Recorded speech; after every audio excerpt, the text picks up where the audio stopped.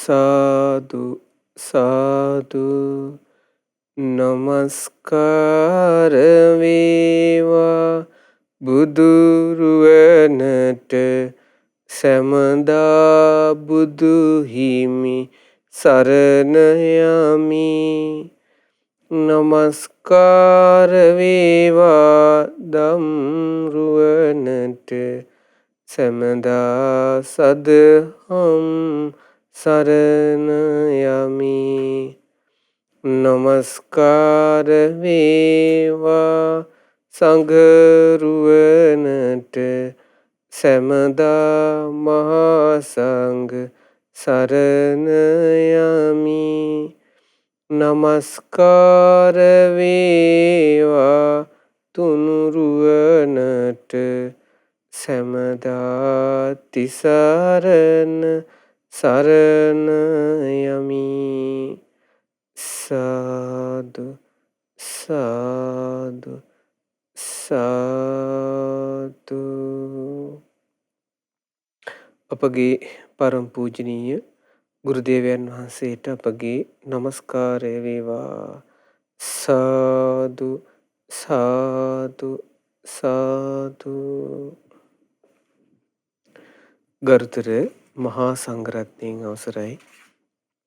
සදහෙවත් පින්වත්නි, අද දවසේ සම්පසාදිනී සදහම් දේශනාව ශ්‍රවණය කරන්නටයි සූදානම් වන්නේ.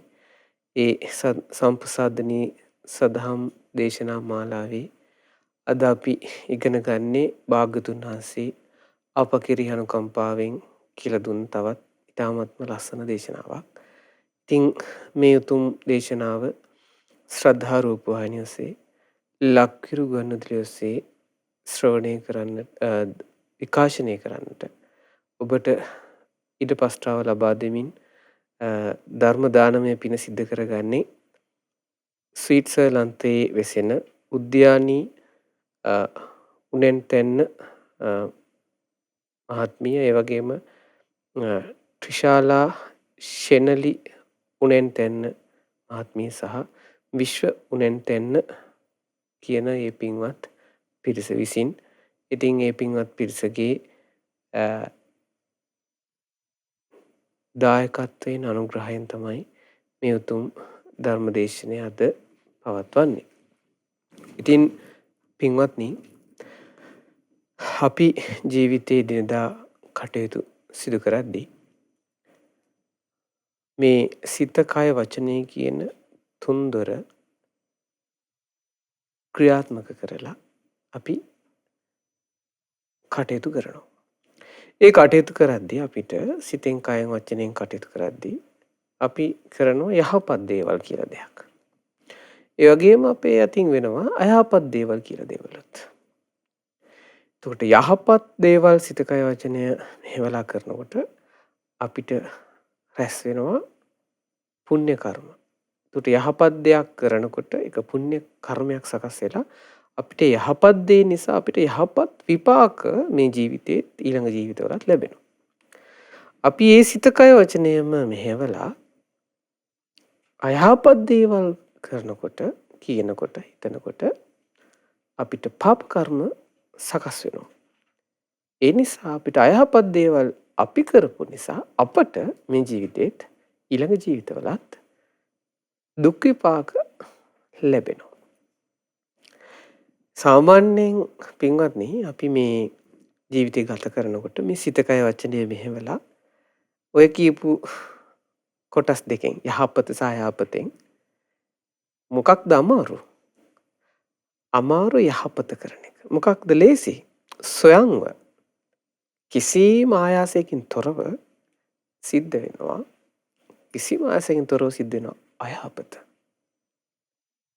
මේ අයහපත තමන්ටත් අනිත් අයටත් අහිත පිණිස පවතින, දුක පිණිස පවතින අයහපත් දේවල් කරන්නේ නැතුව තමන්ටත් අනිත් අයටත් හිතසුව පිණිස පවතින යහපත් දේවල්, පුණ්‍ය ක්‍රියා, කුසල කර්ම කරන එක භාගතුන් වහන්සේ වදාළේ තං වේ පරම දුක්කරං, හරිම දුෂ්කර දෙයක් කියලා.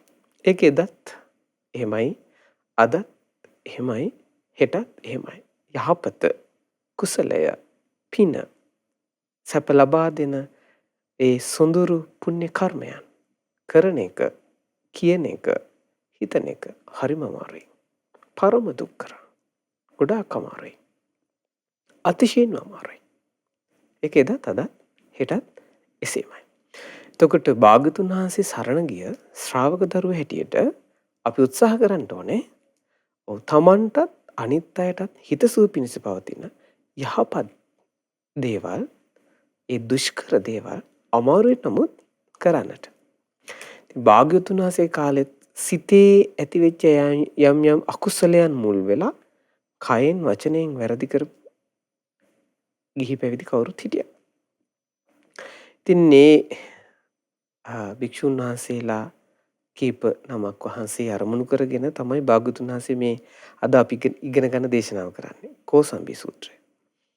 ඉතින් ඒ කාලේ භාග්‍යතුන් වහන්සේ වැඩ හිටියේ කොසඹෑනුවර ഘോഷිතාරාමේ. ඒ දවස්වල භික්ෂුන් වහන්සේලා කොටස් දෙකක් අතර මේ පොඩි අර්බුදයක් ඇති වුණා. ඉතින් ඒ වෙලාවේ ස්වාමීන් වහන්සේලා තමන් පැවිදුනේ මොකටද?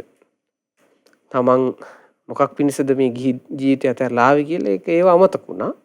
අර හිතට ආපු අකුසල් වලට වසඟ වෙලා මේ එකිනෙකාට වචන නැමැති ආයුධ වලින් බැනගත්තා. දොස් කියන්න පටන් ගත්තා. කවුරුත් මේක බේරන්න මැදිහත් වුණේ නැහැ. කුමාර මේක අවසානයේ භාග්‍යතුන් වහන්සේ ළඟටම ගියා. භාග්‍යතුන් වහන්සේ හරි ලස්සන කරුණක් කිව්වා. මහණෙනි, මොකක් පිණිසද, මොකක් දැනගෙනද මේ එකිනෙකා කෙරෙහි වචන නැමැති ආයුධ වලින් විඳගෙන ඕගොල්ලෝ මේ වාද විවාද කරන්නේ මොකක් පිණිසද? මොකක් පිණිසද මේ? මොකද්ද මේ හිස් වැඩේ? භාග්‍යතුන් වහන්සේලා හිස් මිනිසුනේ. ඔබ ඔය කරන්නේ බොහෝ කාලයක් ඔබට අහිත පිණිස දුක පිණිස හේතු වෙන දෙයක්. භාග්‍යතුන් වහන්සේ වදාලා ඊට පස්සේ පින්වත් මහණෙනි, කරුණු 6ක් තියෙනවා. මොකද්ද? කරුණු කීයක්ද? කරුණු 6ක් තියෙනවා. ඒවා නිතර නිතර සිහි කරන්න ඕනේ. නිතර නිතර සිහි කරනවා කියලා කියන්නේ දවස ගාන කියන එකක් නෙවෙයි. දවසට පවා, දවසේදී පවා ගොඩාක් වෙලාවක්, ගොඩක් අවස්ථාවල ඒක සිහි කරන්න ඕනේ. ඒ තුලින් මේ එකට ඉන්න අපි එකට ගෙදර පිරිසක් ඉන්නවනම් ඒ පිරිස, ඒ වගේම ආයතනයක සේවය කරනවා නම් ඒ පිරිස, දැන් විහාරස්ථානයක ආවාසයක ඉන්නවනම් ස්වාමීන් වහන්සේලා අපි ආන්නේ පිරිස මේ එකට ඒ ඉන්න පිරිස තුල ප්‍රියමනාප භාවය ඇති කරලා දෙනවා කියන මේ කරුණු 6 නිතර නිතර පුරුදු කරනවා නම්, සිහි කරනවා නම්, ඒ වගේම එකිනෙකා කෙරෙහි ගෞරවය ඇති කරලා දෙනවා කියනවා. ඒ වගේම තමයි යහපත ඇති කරලා දෙනවා කියන එකට ඉන්න පිරිසට. ඒ පිරිස අතර කවදාවත් කිසිම විදිහකින් වාද විවාද හට ගන්න නැහැ කියන මේ දේශනා කරන්නේ මේ තුන් ලෝකාග්‍ර භාග්‍යතුන් වහන්සේ. සමගිය ඇති කරලා දෙනවා කියනවා. එකට සතුටින් ඉන්න මඟ සලස්සලා දෙනවා කියනවා. කරුණු 6ක් පුරුදු කිරීමෙන්. මේ කරුණු 6 භාග්‍යතුන් වහන්සේ ලස්සනට කියලා දෙනවා. දැන් බලන්න ගෙදරක ආයතනයක මේ නැත්තම් යම් කටයුත්තක් කරද්දී එකට ඉන්න පිරිස, උදේ හවස හම්බ වෙන පිරිස නිතර ගැටෙනකොට එයාට වැඩට යන්න හිතෙන්නේ නැහැ. එයාට ගෙදර එන්න හිතෙන්නේ නැහැ. හැම වෙලාවෙම සණ්ඩු. දැන් අපිට ඔය එක අය එනවනේ කතා කරන්න. වැඩියම අම්මලත් එක්ක තරහයි දරුවෝ. අම්මලා දරුවොත් එක්ක නිතර ගැටෙනවා. දෙමව්පියොත් එක්ක ගැටෙනවා. ස්වාමියා බිරිඳ එක්ක ගැටිලා ඉන්නේ ප්‍රශ්න විසඳන්න. එතකොට එකට ඉන්න එකම ගෙදරක ඉන්න එකම නිවසක ඉන්න පිරිස නිතර නිතර ගැටෙනවා. බැන ගන්නවා. සමගියක් නැහැ. උයාගත දේ අනුභව කරන්න බෑ සතුටෙන්. ඒ වගේම තමයි කිසිම ප්‍රියමනාප භාවයක් නැහැ. අම්මට කිසි ගෞරවයක් නැහැ. තාත්තට කිසි ගෞරවයක් නැහැ. ආච්චිට කිසි ගෞරවයක් නැහැ. දරුවෝ කෙරෙහි කිසි ගෞරවයක් නැහැ. වැඩිහිටියන් කෙරෙහි ගෞරවයක් නැහැ. මොකක්ද හේතුව? මෙන්න මේ කරුණු 6 පුරුදු නොකිරීම. යම් ධර්මයක් පුරුදු කළොත් ඒ ධර්මයේ තුලින් එයාට පහසු සලසලා දෙනවා. ධර්මයෙන් උපදින්නේ ධර්මයක්. අධර්මයෙන් උපදින්නේ අධර්මයක්. යම් විදිහකට ඒ කරුණු 6 සිහි කරනවා කියලා කියන්නේ එයා ධර්මයේ පුරුදු කරනවා. ඒ නිසා ඒකේ ප්‍රතිඵලයක් හැටියට මොකද්ද? සමගිය කියන ඒ ධර්මය එයාට දායාද වෙනවා. ප්‍රිය බව කියන එක, ගෞරවය කියන එක, බැනගන්නේ නැති එක, එකට ඉන්න සමගිය සතුටින් ඉන්න පුළුවන්කම කියන ධර්මය, අර ධර්මය කරුණු 6 පුරුදු කිරීමෙන් උපද්දවලා දෙනවා. හැබැයි මේ විදිහට ඉන්නේ නැත්නම් අධර්මයෙන් ඉන්නවනම් සමගිය නැති වෙනවා. අසමගිය කියන අධර්මය ඉස්මතු වෙනවා. පරුස වචනය කියන අධර්මය ඉස්මතු වෙනවා. ඒ වගේම තමයි අප්‍රිය අමනාප බව කියන අධර්මය, අගෞරවය කියන අධර්මය මේ ලෝකෙට බිහි වෙනවා. බුදුරජාණන් වහන්සේ වදාළා මොකක්ද?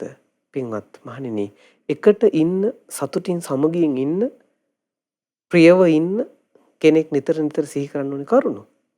දැන් ඔබට හිතේ මේවා කියද්දී අයියෝ මේ ස්වාමීන් වහන්සේ මේ අපිව කියලා තියෙන පොඩි දේවල් නේ කියලා. ගොඩක් පින්වත්නි අපි ධර්මය අහලා අපි කවුරුත් ධර්මය අහලා අපි ඒක මතකත් තියාගෙන ඉන්නවා.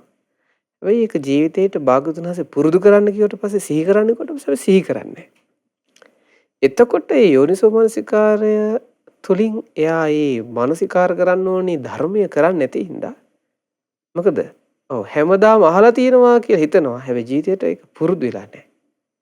එයාගේ අවබෝධයට ඒක ලං වෙලා නැහැ. ඒක ස්පර්ශ වෙලා නැහැ. අනවබෝධයෙන් යුක්තයි. ඒ නිසා එයා සංසිඳුණු කෙනෙක් බවට පත් වෙන්නේ. අපිට ගොඩක් වෙලාවට මේ සමාජයේ ඉන්නකොට ඇවිස්සිච්ච ලෝකයකට තමයි යන්න වෙන්නේ. එතකොට ඇවිස්සිච්ච ලෝකයකට ඇවිස්සිච්ච කෙනෙක් ගියාට පස්සේ එයා ආයෙ මොකද වෙන්නේ? ඇවිස්සෙනවා. එයාට ගැළපෙනවා ඒක. හැබැයි යම් ධර්මයක් පුරුදු කරලා සංසිඳිලා එයා යම් අවබෝධයකින් ඇවිසිච්ච සමාජයකට ගියාට පස්සේ කට්ටිය ඇවිසිලා හිටියට එයා ඇවිසෙන්නේ නැහැ. එයාට ඒක કૃතිමව ගොඩනගා ගන්න ඕනේ. එයා අභ්‍යන්තරයේ දියුණු කරපු ධර්මයක් තියෙනවා. ඇවිසිච්ච සමාජයේ සංසිඳිලා ඉන්නවා. ඒක තමයි භාගතුන් වහන්සේ දෙවියන්, මිනිසුන්, බඹුන්, මරුන් අතරට ගියා සංසිඳුණු කෙනෙක් හැටියට. නිකලස් කෙනෙක් හැටියට.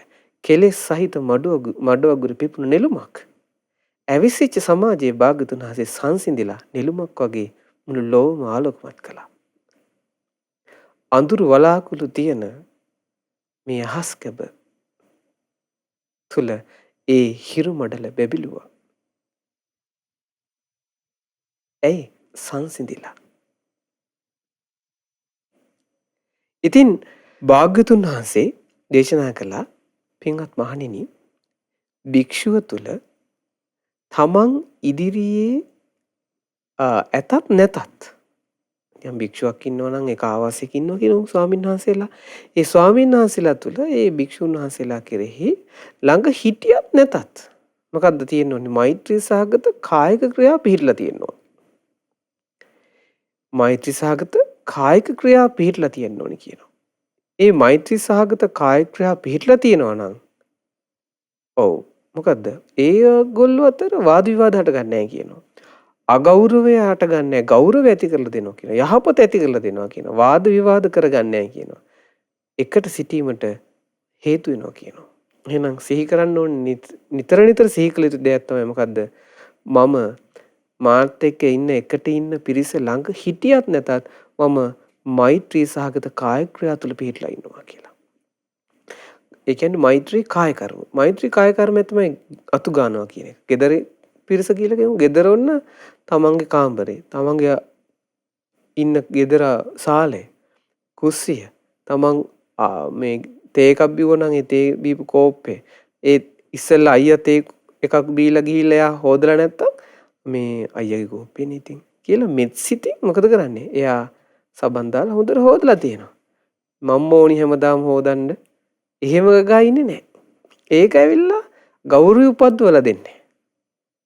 දැන් මල්ලි කෙනෙක් තමන්ගේ අයියාගේ තේ කෝප්පේ හොදලා දෙනවනම් පුරුද්දක් හැටියට වේවා, එයාට අමතක වෙච්ච වෙලාවක වේවා, ඒක කරනවා නම් අර අයියාට ඇති වෙනවා මල්ලි කෙරෙහි මොකද්ද? ආදරයක්, ගෞරවයක්, සෙනෙහසක්, ප්‍රිය බවක් ඇති වෙනවා. නැත්තම් කෝප්පේ තියෙන දකින්න හැම වෙලාවෙම මල්ලි කියනවා මෙයාගේ කෝප්පේ මං හැම වෙලාවෙම හොදන්න ඕනේ කියලා. එයාට පුළුවන්කමක් තියෙනවා මෛත්‍රී සහගත කාය කර්මයක් කරන්න. මොකද්ද? තමන්ගේ කෝපෙත් හොදලා, අම්මගේ කෝපෙත් හොදලා, තාත්තගේ කෝපෙත් හොදලා, අයියාගේ කෝපෙත් හොදන්න. චූටි පුතා අපි හරි හොඳයි කියලා ප්‍රිය බව ඇති වෙනවා. මම උදාහරණයක් කියන්නේ. ඒක නොකළොත් මොකද වෙන්නේ? එයා ගන්න කෝප්පේ බිම ගහනවා නම්, කෑ ගහනවා නම්, එයා ගෙදර අප්‍රිය අමනාප කෙනෙක් බවට පත් වෙනවා. හේතුව මෛත්‍රී සහගත කායික ක්‍රියා එයාගෙන් ඈත් වෙලා තිබීම. ඉතින් ළඟ හිටියත් පේන්න නෙවෙයි. ඒකයි ළඟ හිටියත් නැතත් කියලා කියන්නේ. පේන්න නෙවෙයි. තමන්ගේ එකට ඉන්න පිරිස, ගෙදර ඉන්න පිරිස ළඟ හිටියත් නැතත් එයා ගාව තියෙනවා මටත් අනිත් අයටත් හිතසුව පිණිස පවතින කායික ක්‍රියා කරනවා. ඒවට කියනවා බුද්ධ ශාසනයේ ස්වාමීන් වහන්සේලාට වත් පිළිවෙත් කියලා. මිදුල් එමදීම, ඒ වගේම ආවාස එමදීම, දන් හලේ කටයුතු කිරීම වත් පිළිවෙත්. කය වෙහෙසවලා අන් අයගේ සුව පහසුව පිණිස කරන කටයුතු. දැන් කෙනෙක් අතු ගන්නවා නම් ඒක ඒ නිසා අනිත් අයට සුව පහසුව ඇති වෙනවා. එතකොට යාගේ මෛත්‍රී වැඩෙනවා. මෛත්‍රී කාය කර්මයක්. ඒ වගේම තමයි පින්වත්නි, පින්වත් දරුවනි, භාගතුන් වහන්සේ වදාළා නිතර සිහි කරන්න ඕනේ එකක් තමයි තවත්. තමන් ඉදිරියේ හිටියට නැතත් තමන් එක්ක එකට ඉන්න පිරිස හිතන්න ඕනි මෛත්‍රී සහගත වචන පාවිච්චිය තුල තමන් ඉන්නේ කියලා. එයා නිතර සිහි කරන්න ඕනේ. යම් කෙනෙක් තමන් ඉදිරියේ හිටියත් නැතත් ඒ තමන් එක්ක එකට ඉන්න පිරිස කෙරෙහි සත්පුරුෂ විදිහට මෛත්‍රී සහගත වචන පාවිච්චි කරනවා. සමහරක් අය ඉන්නවා ළඟ ඉන්නකොට හොඳයි කියන. ගියාට පස්සේ බයින. ඒක මෛත්‍රී සහගතයිද? එහෙම නෑනේ. මෛත්‍රී සහගත වචන කියලා කියන්නේ ළඟ හිටියත් නැතත් එයා හොඳයි, හොඳ දේ හොඳයි කියනවා. වැරදි දේ වැරදි කියනවා. එයා බොරුවෙන් තොර වෙලා, කේලමෙන් තොර වෙලා, පරුස වචනෙන් තොර වෙලා, හිස් වචනෙන් තොර වෙලා මෛත්‍රී සහගතව මෙයා සුවපත් වේවා, මේ හැමදෙනා සුවපත් වේවා කියන අදහසින් තමන්ගේ වචනේ ළඟ හිටියත් නැතත් භාවිතා කරනවා. ඒක මොකක්ද? ඔව්. ඒක තමයි එකට ඉන්න මග සලස්ලා දෙන්න ඊළඟ කරුණ. මෛත්‍රී සහගත වචන. එතකොට නිතර සිහි කරන්න ඕනේ මොකද්ද? මම මෛත්‍රී කාය කර්ම කරනවද? මම ඒ කටයුතු වලින් යුක්තයිද? ඒ වගේම මම මෛත්‍රී සහගත වචන පාවිච්චිය තුල පිහිටලා දින්නේ කියලා නිතර සිහි කරන්න ඕනේ. එහෙම නැත්නම් ඒක හදා ගන්න ඕනේ. එහෙම හදාගත්තට පස්සේ මොකද වෙන්නේ? එයා ප්‍රියමනාප කෙනෙක් බවට පත් වෙනවා. එයා ගෞරව සම්භාවනයට පත්වන කෙනෙක් බවට පත් වෙනවා. එයාට යහපත ඇති කරලා දෙනවා. ඒ පිරිසට යහපත උදා කරලා දෙනවා. වාද විවාද හටගන්නේ මේ පිරිස තුල. සමගිය ඇති වෙනවා. ගොඩක් කාලයක් එකට ඉන්න මග විවර සලසලා දෙනවා. මග විවර කරලා දෙනවා. ඒක තමයි මෙත් සිතින් යුක්ත වචන භාවිතා කිරීමේ වටිනාකම. දැන් තියෙන සතර සංග්‍රහ වස්තු වල ප්‍රිය වචනය කියලා. ඉතින් ප්‍රිය වචනය කියන දේ අපිට හොඳට පුරුදු කරන්න පුළුවන් නම් අපිත් එක්කින් එකට ඉන්න පිරිසට බොහෝ යහපතක්, බොහෝ සැනසෙල්ලක්, ලොකු නිදහසක්. ඒ තුල Tamanට ගෞරවය උපදිනවා. ඒ වගේම තව එකක් තමයි ඊළඟ එක හරි අමාරු දෙයක්. ඒ අමාරු දේ තුල ලොකු දෙයක් කරන්න පුළුවන්. මොකද්ද? තමන් ගාව එකට ඉන්න පිරිස තමන් ගාව එකට හිටියත් නැතත් ළඟ හිටියත් නැතත් එයා හැම වෙලාවෙම මෛත්‍රී සිතුවිලි තුල පිහිටලා ඉන්නවා. එයා හැම වෙලේම තමන්ටත් අනිත් අයටත් හිතසුව පිණිස පවතින දේවල් තමයි හිතන්නේ. මේ අයට සුවපත් භාවය ලැබෙනවා නම් හොඳයි. මෙයාට මං කොහොමද උදව් කරන්නේ? දැන් මෙයා තාමත් අමාරුවෙන් යට වැඩේ කරගෙන යන්නේ. මටත් පුළුවන් නම් මෙතනට සම්බන්ධ වෙලා මේ ටික කරන්න. කියලා තාම කියලත් නැහැ, කරලත් නැහැ. හිතනවා මෙයාට සුවපත් භාවය පිණිස මම මොකද්ද කරන්නේ කියලා. දැන් අපේ ගුරුදේවයන් වහන්සේගේ හිතේ ලස්සන කරුණා සහගත මෛත්‍රී සහගත සිතුවිල්ලක් උපන්නා. මොකක්ද? ඒක බොහෝ දිනාට යහපත පිණිස පැවතුණා. මේ මුළු ලංකාවට මොකද්ද? මේ භාග්‍යතුන් වහන්සේගේ අග්‍ර ශ්‍රාවකයන් වහන්සේලාගේ මේ 80 මහ ශ්‍රාවකයන් වහන්සේලාගේ මිහිඳු මහරහතන් වහන්සේගේ ලක්දිව වැඩ සිටි මහරහත් උත්තමයන් වහන්සේලාගේ ධාතුන් වහන්සේලා මේ ලක්වාසී අහිංසක මිනිසුන්ට මේ දුෂ්කර කාලයක් ගත කරන මේ මිනිස්සුන්ට මේ සාදු නාද පවත්වමින් බුදුගුණ සිහි කරලා සුවසේ ඇවිල්ලා වඳින්න දෙන්න ඕනේ කියලා. ඒක මෛත්‍රී සහගත සිතුවිල්ලක්. දුකෙන් ඇවිස්සලා ඉන්න මිනිසුන්ගේ හිත් සතන් සනසන්නට ඒ එකම එක සත්පුරුෂ උත්තමයෙක්ගේ හිතේ ඇති වුණු අදහස කොච්චර යහපතක් ගෙන දුන්නද. ආන්නේ වගේ අපි ගෙදර ඉන්නකොට ආයතනයේ කටයුතු කරද්දී ආවාසයක ඉඳිද්දී අනේ මේ කෙනාගේ සුවපහසුව පිණිස මම මොනවද කරන්න ඕනේ කියලා සිහි කරනවා. එයා ඒ ගැන කල්පනා කරනවා. ආන්න මෛත්‍රී සහගත අදහස්. සාමාන්‍යයෙන් කෙනෙකුට එන්නේ මට මේකෙන් ලැබෙන ලාභය මොකද්ද? මට මේකෙන් ලැබෙන ලාභය මොකද්ද? මෙයාට මං කතා කරාට පස්සේ උදව් කරාට පස්සේ මට ලැබෙන ලාභය මොකද්ද කියලා තමයි සක්කාය දිට්ඨිය බලවත් කෙනෙකුගෙන් ලෝකයට දායාද වෙන්නේ. එයාගේ අදහස තුළ යම් යම් ක්‍රියා වෙනවා. හැබැයි එයාගේ හිතේ අර බලපවත්තන්නේ ලාභය. එතකොට අර මෛත්‍රී කාය කර්මයේ වචනය පිරිසිදුව සිද්ධ වෙන්නේ. ලාභයකින් තොරව මෙත්සිත පෙරදරිව සම්මා දිට්ඨිය මුල් වෙලා යම් මෛත්‍රී අදහස් පවත්වනවා නම් ඒක ගෞරවය ඇති කරලා දෙනවා.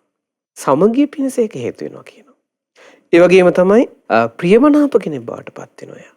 ඒ වගේම තමයි එකට සිටින්නට ඒක උපකාර වෙනවා කියලා භාගතුන් වහන්සේ වදාළා. දැන් කරුණු කීයක් කියලා දුන්නාද? ඔව්. කරුණු 3යි භාගතුන් වහන්සේ කියලා දුන්නා. මොකද්ද? ඔව් මෛත්‍රී සහගත කාය කර්ම, මෛත්‍රී සහගත වචන, මෛත්‍රී සහගත අදහස් පවත්වන්න ඕනේ. ඊළඟ එක තමයි නිතර නිතර සිහි කරන්න ඕනේ මම මේ වගේ මේවා තුල ඉන්නවද කියලා. මේවා මං ගාව තියෙනවද කියලා. මොකද්ද? යම් මෙතන ස්වාමීන් වහන්සේලාට මේ දේශනාව කරන්නේ භාගතුන් වහන්සේ වදාළ භික්ෂුවකට ධාර්මිකව දැහැමිව ලැබෙන යම්කිසි දෙයක් තියෙන්න පුළුවන්. අඩු ගන්න පාත්‍රෙන්ට ලැබෙන පිණ්ඩපාත ගිහිල්ලා හම්බෙන දාන ටිකක් කියලා හිතමු. ඉබඳු පුංචි දෙයක් හරි කාටවත් දෙන්නේ නැතුව අනුභව කරන්නේ නැහැ. Taman එකට ඉන්න සිල්වත් ඒ ස්වාමීන් වහන්සේලා සමග පොදුවේ වළඳනවා. මෙන්න මේ කාරණයක් නිතර නිතර සිහිකුළු දෙයක්. ප්‍රියමනාපව ඇති කරන දෙයක්. ගෞරවය ඇති කරන දෙයක්. යහපත පිණිස වාද විවාද නොකිරීම පිණිස සමගිය පිණිස එකට සිටීම පිණිස උපකාර වන දෙයක්. මොකද්ද? තමන්ට යම් දෙයක් ලැබෙනවා නම් ඒ ලැබෙන දේ අර තමන් එකට ඉන්න පිරිස එක්ක බෙදා හදා ගන්නවා. එයා තුල හැම වෙලාවෙම මේ අදහස තියෙනවා. දැන් මතකයි සමහරක් වෙලාවට අපේ දෙමව්පියෝ සමහරට අපි දාලා ගෙදර ඉන්නකොට සමහරක් වෙලාවට සමහරක් මේ මගුල් ගෙවල් වල යනවා. නෑ ගෙවල් වල යනවා. නැත්තම් ගමනක් බිමනක් යනවා. එතකොට අම්මට මතක් වෙන්නේ හැම වෙලාවෙටම ගෙදර ඉන්න පුතා දුව. ඒ මගුල් මේසකට ගියත් රස කැවිල්ලක් හම්බුනොත් මොකද කරන්නේ? රස කැවිල්ලක් හම්බුනත් එහෙම පුතාට කියලා ලේන්සුවේ අකුලගෙන එනවා. තමන්ට ලැබිච්ච දෙයින් අර බෙදා හදාගෙන කරන්නට ඒ අම්මා නම් වූ මෙත්සිත පෙරදරි කරගත්ත ඒ මව් ගුණයෙන් යුක්ත ඒ අම්මට හිත නැමෙනවා. අම්මට රස දෙයක් හම්බුනොත් ගෙදර ගෙනල්ලා කෑල්ල හැර දරු 3 දෙනෙක් ඉන්නවා නම් දෙනවනේ. අම්මා කෙරෙහි එතකොට අපිට ඇති වෙන්නේ මොකක්ද? ගෞරවය. ප්‍රිය බව අම්මා ප්‍රියයි අපිට. අම්මා කියන වචනේ අපිට කරන්න හිතෙනවා. එකට ඉන්න ගොඩක් කල් අම්මත් එක්ක ඒක මග සලසනවා. අන්නේ වගේ Tamanට යම් දෙයක් ලැබුණොත් ආහාරයක් වෙන්න පුළුවන්. නැත්තම් ඇඳුම් පැළඳුම් වෙන්න පුළුවන්. නැත්තම් වෙනත් දෙයක් වෙන්න පුළුවන්. දැන් මේ කාලේ නම් සමහරක් වෙලාවට ලංකාවේ නම් තෙල් වෙන්න පුළුවන්. නේ? එහෙම හම්බුණාට පස්සේ මේ ඔයාට ටිකක් දෙන්නම්මා. ඕනේද නෙමෙයි. අපි බෙදාගමු මේක. කියලා මෙත්සිත පෙරදරි කරගෙන ඒ කටයුත්තක් කරනවා නම් බෙදා හදා ගන්නවා නම් පුංචි දෙයක් ලැබුණත් ආනේක එකට ඉන්න පිරිස තුල එයා ප්‍රියමනාප බව පිණිස ගෞරව පිණිස සමගිය පිණිස යහපත පිණිස ඒක හේතු වෙනවා කියනවා. මේ මොකද්ද? ධර්ම. මේවට කියනවා ධර්මය කියලා. සමහරක් අය ඉන්නවා සමහරක් වෙලාවට අලුතෙන් විවාහ වෙච්ච පිරිස ඉන්නවා. අපිට කියලා තියෙන සමහරක් අය අපිට ඇහිලා තියෙනවා. අම්මයි තාත්තයි එහා පැත්තේ සමහරක් වෙලාවට කාමරේ ඉන්නවා. සාලේ ඉන්නවා. රස කැවිලි ගෙනල්ලා මොකද කරන්නේ? අලුත බැඳපු තමන්ගේ නෝනත් එක්ක අර තමන්ගේ අම්මා තාත්තා ඉදි පුතා මොකද කරන්නේ? රස කැවිලි හොරෙන් කනවා. අම්මා කෙරෙහි ගෞරවේ නැහැ. තාත්තා කෙරෙහි ගෞරවේ නැහැ. අම්මා තාත්තා ගෙදරින් එලවපන් කිව්වොත් එහෙම අර අලුත ගෙනාපු මනමාලි මොකද කරන්නේ? දෙහිතක් නැතුව පුතා ගෙදරින් එලවනවා. ප්‍රිය බව ගෞරවය ඇති කරලා දෙන විදිහට පුංචි දෙයක් ලැබුණත් රස දෙයක් අම්මට දෙන්න හිතෙන්නේ නැති පුතු ඉන්නවා. දූර ඉන්නවා. එහෙම වුණාට පස්සේ පවුල අසමගී. ප්‍රිය නැහැ. ඒ පවුල ගෞරවයට පාත්‍ර වෙන්නේ නැහැ. යහපත ඇති කරලා දෙන්නේ නැහැ පවුලට. එකට ඉන්න මග සලසලා දෙන්නේ. සල්ලි තියෙනවා, ලස්සන ගෙවල් තියෙනවා, ලස්සන වාහන තියෙනවා. දරුවෝ ලොකු ඉස්කෝලේට යනවා. නමුත් ගෙදර කිසිම ප්‍රිය බවක් නැහැ. ඇයි? පුංචි දෙයක් හම්බුණත් මට අපි දෙන්න කමු කියලා කනවා මිසක් තමන් හැදු වැඩු අම්මා තාත්තටවත් කෑල්ලක් දෙන්නේ නැහැ. මෛත්‍රිය කොහෙද? මෛත්‍රිය නැහැ. ඒ වගේම තමයි මේ පුංචි දේවල්. හැබැයි ලොකු දෙයක් උපද්දවලා දෙනවා. මේ දේවල් පුංචි දේවල්. පුංචි දේවල්. ස්වාමීන් වහන්සේ මේවද මේ ධර්ම දේශනා කරන්න කියන්නේ කියලා හිතේ. නමුත් පින්වත්නි අපි නොකරන ලොකු දේවල් මේවා. අපිට කරන්න අමාරු අපි අතින් සිදු නොවන ලොකු දේවල්. සිදු කළොත් බොහෝ යහපත ලබා දෙන සොඳුරු ධර්මයන් මේවා. භාග්‍යවතුන් වහන්සේ වදාළා. ඒ වගේම තමයි පින්වත් මහණෙනි සිල්පද රකින්නවා කෙනෙක්. දැන් ගෙදරක නම් ඔන්න පංචශීලයේ රකින්නවා. ඒ පංචශීලයේ රකින්නකොට ඒව කඩාගන්නේ නැහැ. පැල්ලම් නැහැ. ඒව පළදු කරගන්නේ නැහැ. පිරිසිදුයි. බුද්ධිමත් නුවණැති අයගේ සත්පුරුෂයන්ගේ ප්‍රශංසාවට ලක් වෙනවරින් ගෙදර ඉන්න පුතෙක් දුවෙක් අම්මෙක් හොඳට සිල්පද පහ ආරක්ෂා කරනවා. ඒවා දෘෂ්ටිගතික වෙලා නැහැ. දෘෂ්ටි වලට ඒවා බැඳිලා නැහැ. භාවනාවක් කරන්නට උපකාර පිණිස සමාධිය පිණිස හේතු වන විදිහට ඊ타ත්ම සොඳුරු විදිහට එයා සිල් ආරක්ෂා කරනවා.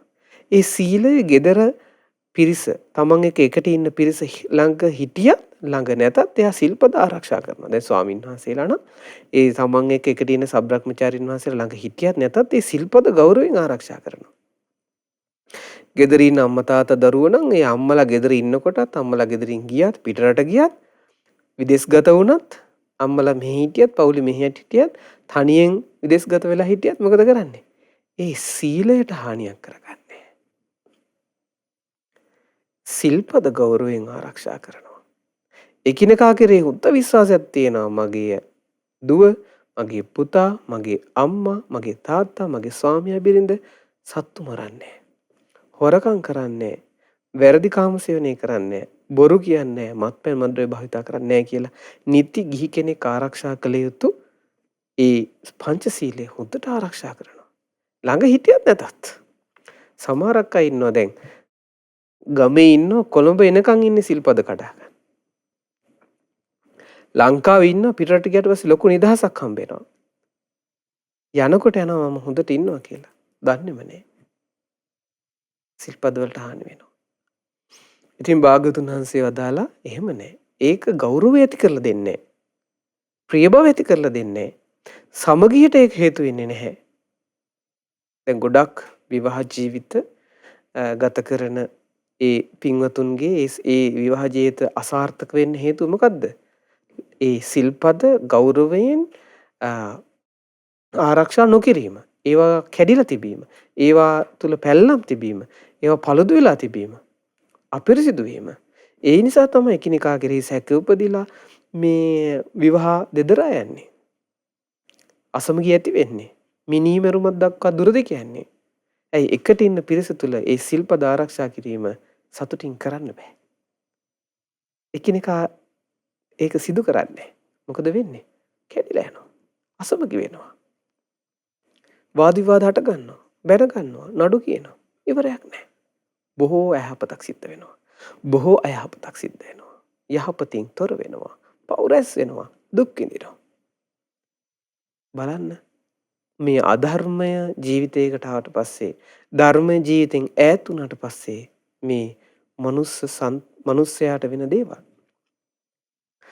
භාග්‍යතුන් වහන්සේ වදාලා දැන් මේ පස්වෙනි කරුණනේ අපි කියලා දුන්නේ පළවෙනි එක තමයි නිතර නිතර සිහි කරන්න ඕනි. දෙයක් තමයි මෛත්‍රී සහගත කාය කර්ම. ඊළඟ එක තමයි මෛත්‍රී සහගත වචන. ඊළඟ එක තමයි මෛත්‍රී සහගත අදහස්. ඊළඟ එක තමයි පුංචි දෙයක් Tamanට ලැබුණොත් ඒක බෙදා හදාගෙන වළඳන කෙනෙක්ද කියලා බලන්න. ඒක සිහි කරන්න. ඒ සිහි කරලා ඒක පුරුදු කරගන්න ඕනේ. ඒක මමත් එහෙමයි ඔබත් එහෙමයි. ඒ වගේම සිල්පද ආරක්ෂා කරනවනේ ඒක ගෞරවයෙන් Taman එක්ක එකට ඉන්න පිරිස ළඟ හිටියත් නැතත් ආරක්ෂා කරන්න ඕනේ. ඒ වගේම තමයි පින්වත් මහන්නේ ආර්ය වූ නිවන පිණිස පවතිනා වූ මනාකොට දුක් නැති කිරීම පිණිස පවතිනා වූ යම් ආකල්පයක් ඇද්ද? ඒබඳු ආකල්පයකින් යුක්තව ස්වාමීන් වහන්සේලා ළඟ හිටියත් නැතත් ස්වාමීන් වහන්සේලා මක් හොඳට ඒක පවත්වනවා. ඒ අදහසට සමානව ඉන්නවා. මෙන්න මේ කාරණයක් නිතර නිතර සිහි කළ යුතු දෙයක් කියනවා. ඒ කියන්නේ මේකට කියනවා ආකල්ප සම්පත්තිය. ඒ කියන්නේ මෙතන කියන්නේ මම දුකෙන් නිදහස් වෙන්න ඕනේ. ආර්ය වූ නිවන පිණිස පවතිනා වූ දුක් නැති කිරීම පිණිස පවතිනා වූ යම් ආකල්පයක්. ඇද්ද? ඒන්නේ ආකල්පේ තමන් ළඟ තමන් එකට ඉන්න පිරිස ළඟ හිටියත් නැතත් තියෙන්න ඕනේ. දැන් ගෙදර දරුවෝ 3 දෙනයි අම්මයි තාත්තා ඉන්නවා කියමු. එතකොට ඔක්කොම බණ අහලා තියෙනවා. චතුරාර්ය සත්‍ය ධර්මය අහලා තියෙනවා. තාත්තා ගාව තියෙනවා අපි මේ දුකෙන් නිදහස් වෙන්න ඕනේ.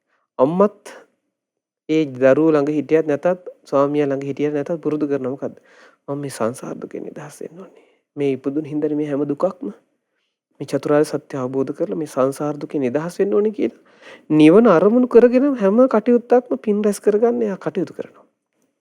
දරුවෝ 3 දෙනාත් එහෙම කරනවා. එතකොට ඒ පවුලේ 5 දෙනා තුලම ළඟ හිටියත් නැතත් එකම ආකල්පයක් පුරුදු වෙලා තියෙනවා. මොකද්ද? අපි බණ අහලා සිල් රැකලා දන් දීලා ඒ වගේම ප්‍රඥාවන්ත වෙලා මේ චතුරාර්ය සත්‍ය අවබෝධ කරගන්න ඕනේ. ඒක තමයි අපේ ඉලක්කය. බුදුරජාණන් වහන්සේගේ ශ්‍රාවක දරු හැටියට අපේ ඉලක්කය ඒක කියලා මේ 5 දෙනා ගාම තියෙනවා. එතකොට ඒ දරුවෝ මොකද වෙන්නේ? ඒ දරුවෝ පිටරටකට ගියත්, කොළඹ ගියත්, කොහේ ගියත් එකම එකතු වුණාට පස්සෙත් එකම ආකල්පයක ඉන්නවා. ඒන්නේ ආකල්පය. ඒ එකිනෙකා කෙරෙහි ළඟ හිටියත් නැතත් ඒ එකිනෙකා පවත්තන යම් ආකල්පයක්. ඒක ආර්ය වූ එකක්. ඒක නිවන පිණිස පවතින දෙයක්. දුක් කෙලවර පිණිස පවතින ඒ ආකල්පයක් තියෙනවද? ඒ ආකල්පය පුරුදු කිරීම බුදුරජාණන් වහන්සේ වදාලා ප්‍රිය බව ඇති කරලා දෙනවා. ඒක සමගිය පිණිස උපකාර වෙනවා. ඒ වගේම තමයි ගෞරවය ඇති කරලා දෙනවා. යහපත පිණිස පවතිනවා. වාද විවාද නොකිරීම පිණිස ඒක හේතු වෙනවා. එකට ඉන්න මඟ සලසලා දෙනවා. කොච්චර සුන්දරයිද? ඕන්න ඔය කරුණු 6 නිතර නිතර පින්වත් මහණනි ඔබ සිහි කර යුතුයි. ඒ සිහි කිරීම තුළ ඔබට ප්‍රිය බව, ගෞරවය, යහපත, වාද විවාද නොකිරීම, සමගිය, එකට සිටීම පිණිස හේතු වෙනවා. ඔන්න ඔය ධර්මය උපදිනවා. එතකොට ඒක ස්වාමීන් වහන්සේලාට කියන්නේ. එතකොට ගෙදර ඉන්න ඔබත් ඔබ ඔය කරුණු 6 පුරුදු කළොත් මෛත්‍රී කාය කර්ම, මෛත්‍රී වචන, මෛත්‍රී අදහස්. පුංචි දෙයක් ලැබුණත් බෙදා හදා ගැනීම. ඒ වගේම සිල්පද ළඟ හිටියත් නැතත් ඒ ගෞරවයෙන් ආරක්ෂා කිරීම. ඒ වගේම චතුරාර්ය සත්‍ය අවබෝධ කරගන්න ඕනේ. අපි දුකෙන් නිදහස් වෙන්න ඕනේ. මේ ඉපදෙමින් මැරෙමින් යන ගොහර සසරෙන් නිදහස් වෙන්න ඕනේ කියන අදහස නිතර නිතර පැවැත්වීම. හොඳට සිහි කිරීම.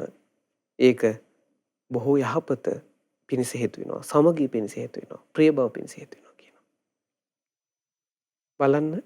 එතකොට ඕවගේ කරුණු අපි අපේ ජීවිතේට පුරුදු කර ගන්නකොට අපි සිතෙන්, කයෙන්, වචනයෙන් සිද්ධ වෙන ක්‍රියාවන් මොකද වෙන්නේ? යහපත් පැත්තට ටික ටික හැරෙනවා. අයහපත දුරු වෙනවා. අයහපත දුරු වෙනවා. ඉතින් මට ඕනකම තිබ්බේ ගොඩක් වෙලාවට අපි දැනුවත්ව සමහරට නොදැනුවත්ව මේ වගේ ක්‍රියාවන් හරියට සිද්ධ වෙන්නේ නැහැ. මෛත්‍රී සහගත ක්‍රියා සිද්ධ වෙන්නේ නැහැ. වචන සිද්ධ වෙන්නේ නැහැ. අදහස් සිතුවිලි පවත්වන්නේ. පුංචි දෙයක් හම්බුනත් කාටද දෙන්න හිතෙන්නේ. සිල්පද ආරක්ෂා කරගන්නකොට යාළුවෝ හම්බුනා මේව අමතක වෙනවා. ඒ වගේම බණ අහන්න ඕනි කියන අදහස නැති වෙනවා. ඇයි? චතුරාර්ය සත්‍ය අවබෝධ කරගන්න ඕනි කියන අදහස නැහැ. ඉතින් ඒ නිසා අපි මේ gedara ඉන්නකොට සමාජ ජීවත් වෙනකොට අපිට එකට ඉන්න පිරිස කෙරෙහි හරි සුවසේ සතුටෙන් සමගින් ඉන්න පුළුවන් මේවා පුරුදු කරනවා නම්. භාග්‍යතුන් වහන්සේ වදාලා පින්වත් මහන්නේ මේ නිතර සිහි කළ යුතු සාරාණී වූ ඔය කරුණු හයෙන් අග්‍ර වූ සියලු දේ එක් කරන හැමට ඉහළින් තියෙන එකම එක කරුණක් තියෙනවා. ඒක තමයි ආර්ය වූ නිවන පිණිස පවතිනා වූ මනාකොට දුක් අවසන් වීම පිණිස පවතිනා වූ යම් ආකල්පයක් ඇද්ද අන්න ඒක කියනවා. ඒ කියන්නේ භාග්‍යවතුන් වහන්සේ මෙතන දේශනා කරන්නේ බුදුරජාණන් වහන්සේ දේශනා කරනවා මේ අර අන්තිමට 6 වෙනියට කියවනේ අපි එකක් මොකද්ද? මම චතුරාර්ය සත්‍ය අවබෝධ කරගෙන මේ සංසාර දුකෙන් නිදහස් වෙන්න ඕනේ. කියලා යම් ආකල්පයක් පවත්නවද ඒක තමයි කියනවා අර හැම කරුණකට වඩා උතුම් වන්නේ ශ්‍රේෂ්ඨ වන්නේ. මොකද ඒක තියෙනවා නම් අර තුනත් අර අනිත් පහත් ඒ හා සම්බන්ධ වෙලා තියෙනවා. දැන් චතුරාර්ය සත්‍ය අවබෝධ කරගන්න ඕනේ, සසර දුකින් නිදහස් වෙන්න ඕනේ. මේ ගෝහර සසරේ නිදහස් වෙන්න ඕනේ කියන එක්කෙනා මොකද්ද? එයා මෛත්‍රී සහගත කායික ක්‍රියා පවත්වන කෙනෙක්. මෛත්‍රී සහගත වචන පවත්වන කෙනෙක්. මෛත්‍රී අදහස් පවත්වන කෙනෙක්. ඇයි එයා දන්නවා තරහ අරගෙන ක්‍රියා කළොත්, තරහ අරගෙන වචන කිව්වොත්, තරහෙන් සහගත සිතුවිලි පවත්වුවොත් ඒක මට නිවන පිණිස පවතින්නේ නැහැ කියලා. ඒ වගේම තමයි එයා පුංචි දෙයක් හම්බුනත් දානය, ත්‍යාගය පුරුදු කරනවා. අම්මට තාත්තට තමන් එකට ඉන්න පිරිසට දෙනවා. ඒ වගේම සිල්පද එයා හොඳට ආරක්ෂා කරනවා. එයා දන්නවා සත්තු මරණ එක හොඳ නැහැ. හොරකම් කරන එක හොඳ නැහැ. දුගතිය යන්න හේතු වෙන්නේ. මට නිවනින් ඈත් වෙන්නයි ඒක හේතු වෙන්නේ. කියලා එයා මොකද කරන්නේ? එයා හොඳට ගුණධර්ම දියුණු කරගන්නවා. ඒ නිසා ඔය කියලා දුන්නු කරුණු 6 අපි නිතර නිතර සිහි කරන්න ඕනේ. එතකොට මේ නිතර නිතර සිහි කරමින් අපේ ජීවිතයට අපි යහපත ඇති කරගන්න ඕනේ. ඒ කියලා gedara dore කටයුතු මගහැරව ගන්නෙ නැහැ. මගහැරගන්නේ නැහැ. දැන් මේ දේශනාවෙම තව කරුණු ඉස්සරහට තියෙනවා. මම මේ කරුණු 6 විතරයි අද කියලා දෙන්නේ. ඉතින් ඒකෙදි භාග්‍යතුන් වහන්සේ වදාලා ඒක ලස්සන කරුණක්. ඒකෙදි භාග්‍යතුන් වහන්සේ වදාලා මේ ආර්ය ශ්‍රාවකයෙක් තුල තියෙනවා එක ඥානයක්. එක ඥානයක් තියෙනවා. ඒක පස්වෙනි ඥානය. මොකද්ද? මේ තමන් එක්ක එකට ඉන්න පිරිසට තමන්ගෙන් යම් උදව්වක් ඕනි වෙනවා. දැන් ස්වාමින් වහන්සේලා නම් ස්වාමින් වහන්සේලා අපිට උදාහරණයක් ඉන්නවා කියලා එක ආවාසයක ඒ ආවාසින් ඉන්නකොට එක ස්වාමින් වහන්සේ නමගේ කුටියක් හදිසියෙ කැඩෙනවා. ඒ කුටිය කැඩුණාට පස්සේ දැන් බණ භාවනා කරන සීලවන්ත ගුණවන්ත නුවණින් විමසෙන ස්වාමින් වහන්සේ නමක් ඉන්නවා ආවාසයේ. ඒ විහාරයේ ඒ ආරණ්‍යයේ. එතකොට මොකද කරන්නේ? මං නම් ඕව හදන්න යන්නේ මම පාඩුවේ ඉන්නවා කියලා නෑ. මොකද කරන්නේ? ඒ ස්වාමීන් වහන්සේ ගිහිල්ලා ඒ අර තමන් එකට ඉන්න සබ්‍රක්‍මචාරීන් වහන්සේගේ කුටිය උන්වහන්සේට සුවසේ බණ භාවනා කරන්න උදව්වක් පිණිස අර ගිහිල්ලා වතපිළිවෙත කරනවා. කුදුමහත් කටයුතු යෙදුනට පස්සේ ඒවා මග අරින්නේ නැහැ කියනවා. ඒකට මැදිහත් වෙනවා කියනවා. හැබැයි ඒක ඉවරුනට පස්සේ අපි අනිත් කුටියත් හදමුද කියලා යන්නේ නැහැ. මොකද්ද? ඔව්. ඒ තමන් වහන්සේ තුල තිබෙන සිල්වත් බව දියුණු කර ගැනීම පිණිස තමන් වහන්සේ උපදවාගත්ත යම් සමාධියක් තියෙනවා නම් සමාධි නිමිත්තක් දියුණු කරනවා නම් ඒක දියුණු කර ගැනීම පිණිස නුවණින් විමසීම දියුණු කරලා ප්‍රඥාවන්ත ජීවිතයක් ඇති කර ගැනීම පිණිස තියුණු අපේක්ෂාවකින් යුක්ත වෙනවා.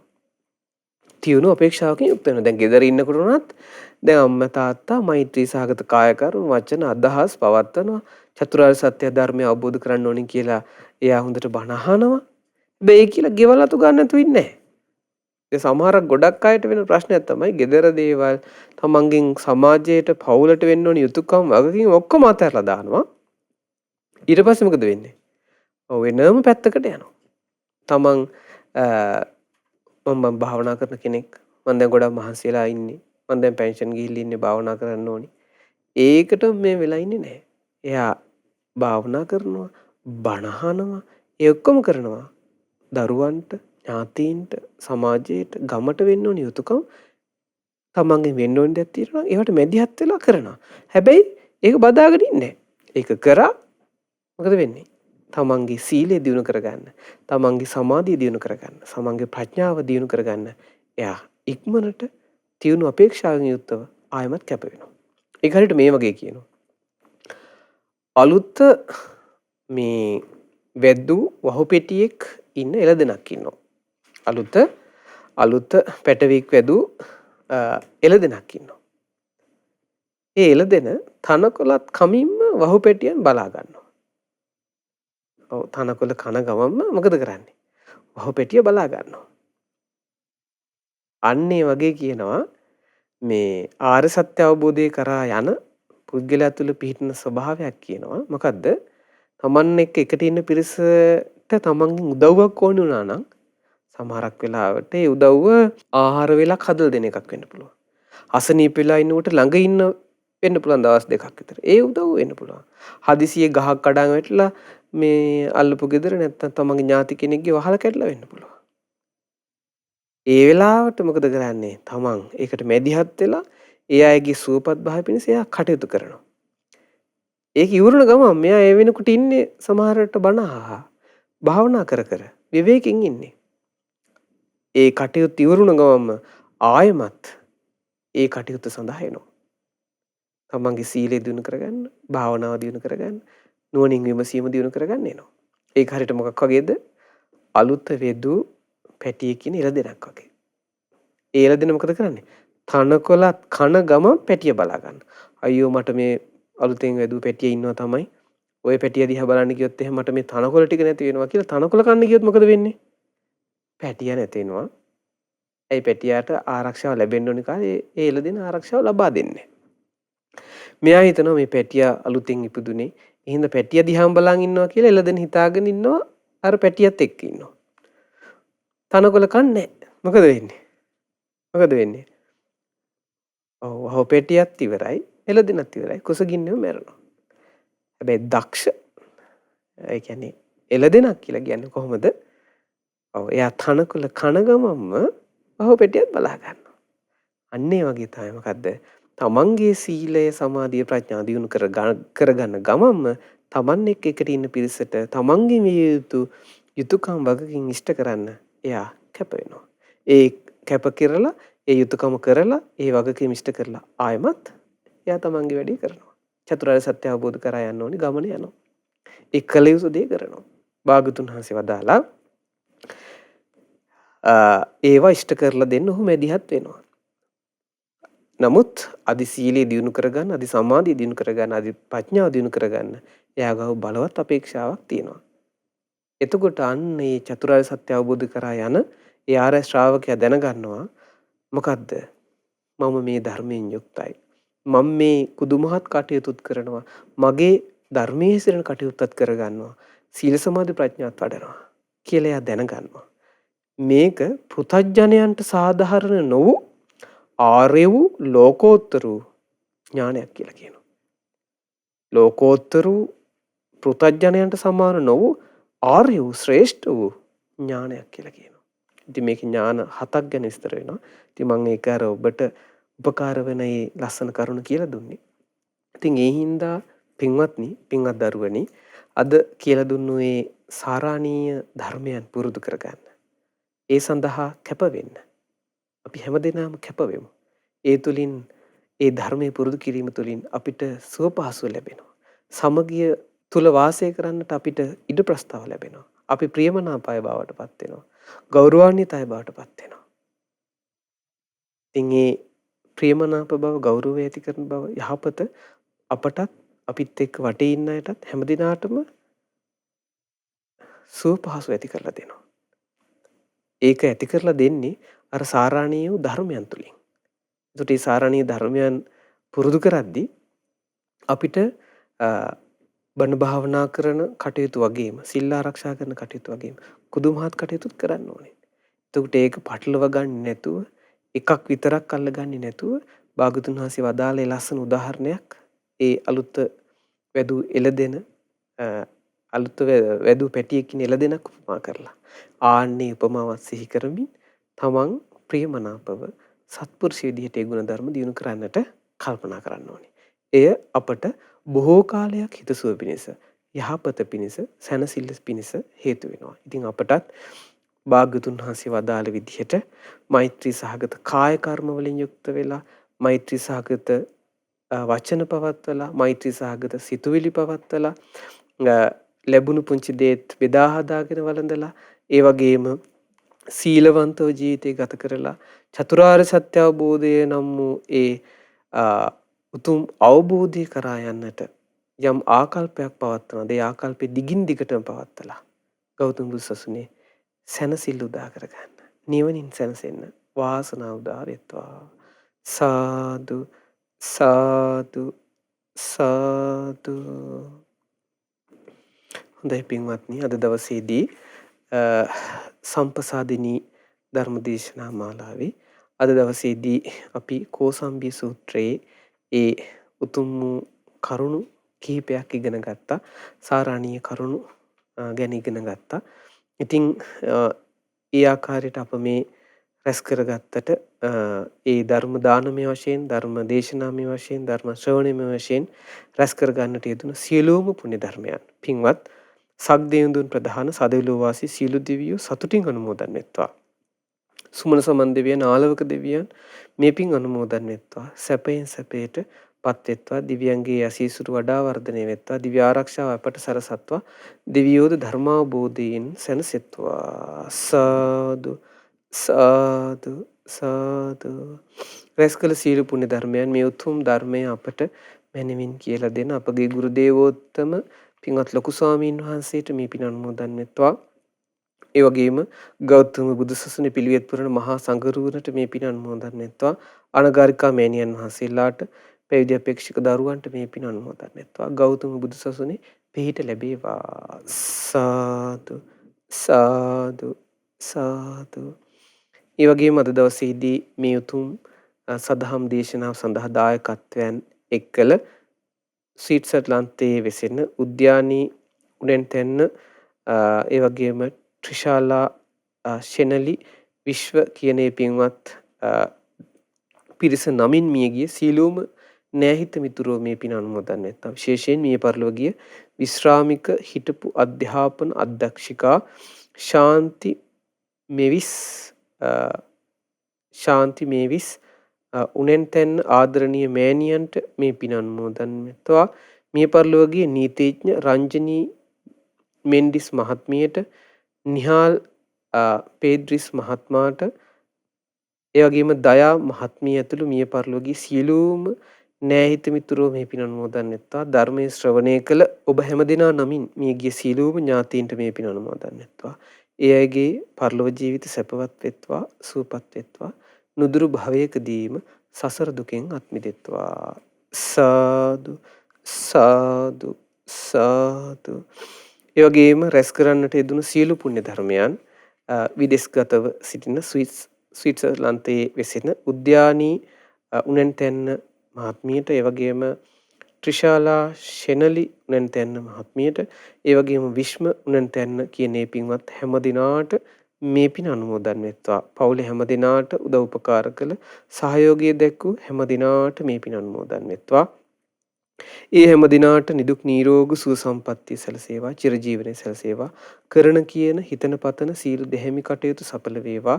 ඒ පින්වත් පිරිසටත් මේ උතුම් සාරාණීය ධර්මයන් පුරුදු කරලා ගුණධම් දියුණු කරලා ගෞතම බුද්ධ ශාසනයේ උතුම් චතුරාර්ය සත්‍ය අවබෝධයෙන් සැනසෙන්නට වාසනාව උදා වෙත්වා. සාදු සාදු සාදු. රැස් කරගන්නට යෙදුණු සීල පුණ්‍ය ධර්මයන් ඒ පින්වත් පිරිස බලාපොරොත්තු වෙනවා. ධර්මයේ ශ්‍රවණය කළ පින්වත් හැම දිනාටමත් ලක්වාසී ලෝවාසී සියලු දිනාටත් මේ පින් අනුමෝදන් වෙත්වා. කරදර බාධා දුරු වෙත්වා. සියලු යහපත සැනසෙල්ල උදා වෙත්වා. දුක් බිය දුරු වේවා. ඔබ අප හැම දිනාටත් අපේ ආදරණීය දෙමව්පියන්ට, ගුරුවරුන්ට, නෑහිත මිතුරන්ටත්, ශ්‍රද්ධා මාධ්‍යාලයේ සේවය කරන සියලුම දරුවන්ටත්, ශ්‍රද්ධා මාසික ධර්ම දාන සමාජික පින්වත් හැම දිනාටමත් කරදර බාධා නැතුව සුවසේ සැනසෙල්ලේ උතුම් ධර්මයේ පුරුදු කරමින් පින් රැස් කරගෙන මේ හඬන වැළපෙන සසරෙන් නිදහස් වෙන්න මේ සියලු පින් එකසේම උපකාරයක් වෙත්වා. සාදු සාදු සාදු. හැම දිනාටම තෙරුවන් සරණයි. නමෝ බුද්ධාය.